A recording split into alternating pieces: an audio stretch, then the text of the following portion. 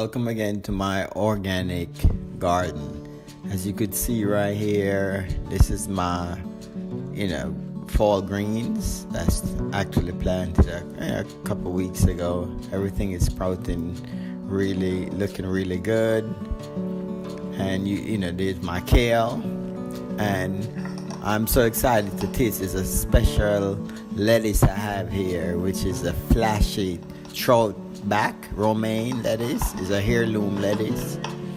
So I'm kind of excited about that one. If you see the lettuce there with that purple little dots or red dots on the leaves, that's actually, that particular lettuce right there.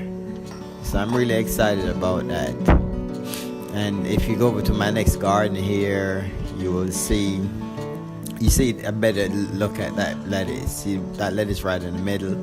And there's some kale on the side, some purple kale. So I'm all ready for, everything is growing good. I'm just so excited about that, purple looking lettuce with the spots. It's a heirloom variety. So I'm looking forward to actually, making a salad with that, definitely.